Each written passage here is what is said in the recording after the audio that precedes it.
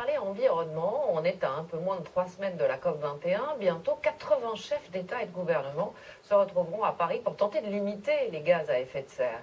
Mais pas besoin d'être président pour changer le monde. Chacun peut agir à son niveau.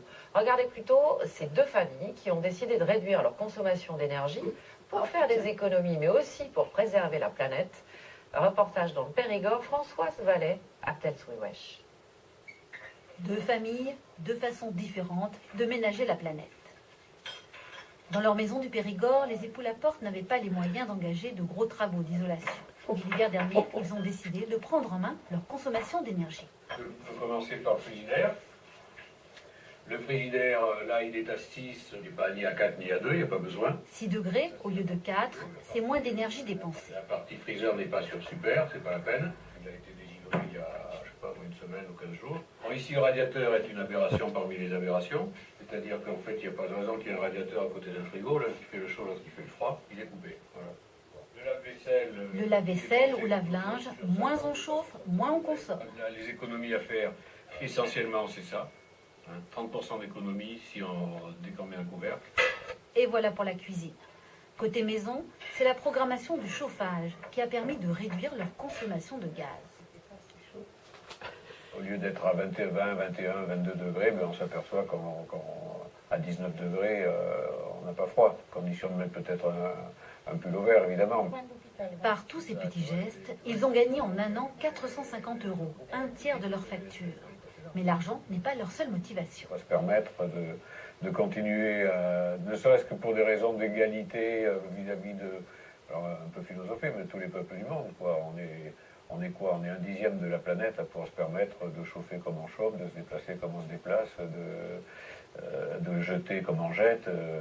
Justement, à 6 km de là, la famille Escal Marocella est devenue spécialiste en matière de réduction des déchets.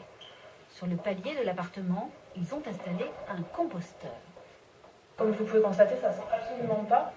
Une trentaine de vers de terre digèrent tous leurs déchets organiques, même le carton.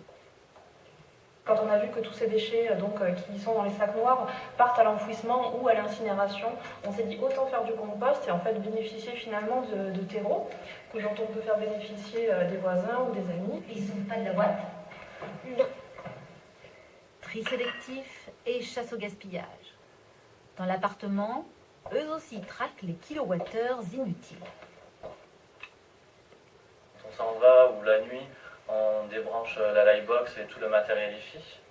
Et surtout aussi, oui, voilà, quand on s'en va plusieurs jours, du coup, ça ne sert à rien de laisser brancher. Donc on éteint ici l'interrupteur.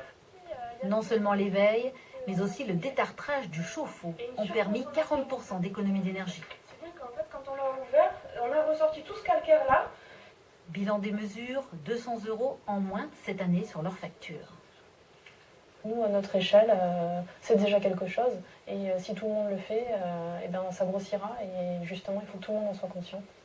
Les éco-citoyens 24, c'est le nom de l'association qu'ils viennent de créer pour partager leurs astuces avec leurs amis, leurs voisins.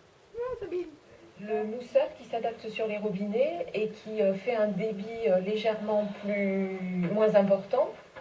Et pour aller plus loin, le 1er décembre, tous se lanceront dans un concours national afin de devenir peut-être les champions de France des économies d'énergie.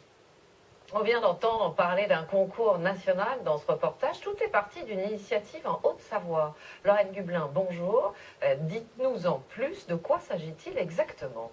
Alors ce concours s'appelle Défi Famille à énergie positive. Il commence donc le 1er décembre prochain et durera tout l'hiver. Vous pouvez encore vous inscrire sur ce site internet. Vous sélectionnez votre région, une équipe et pendant 5 mois, ces équipes vont s'affronter. C'est à celle qui parviendra à faire le plus d'économies d'énergie grâce à tous ces petits trucs et astuces qu'on a pu voir dans le reportage. Vous indiquez également la superficie de votre logement, le nombre d'habitants, le type de chauffage, etc. Et les équipes du concours vous guident vers les astuces les plus adaptées à votre habitat. Et Lorraine, ce concours a déjà eu lieu les années précédentes avec de vrais résultats à la clé? Oui, 8000 familles ont participé à la dernière édition et chacune a économisé en moyenne 12% de sa facture d'électricité et de chauffage. Toutes ensemble, ces familles ont émis 1400 tonnes de CO2 en moins par rapport à l'hiver précédent.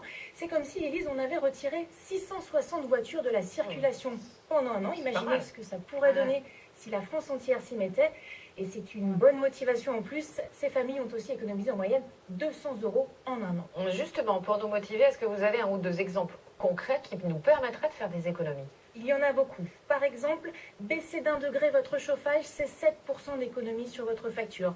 Régler votre chauffe-eau à 50 degrés au lieu de 60, c'est 30% d'économie. Et puis, pensez à ne jamais laisser vos appareils électriques en veille. Certaines télés, par exemple, consomment autant en mode veille que quand elles sont allumées. Merci à vous, Lorraine, pour tous ces conseils. On croyait les ports français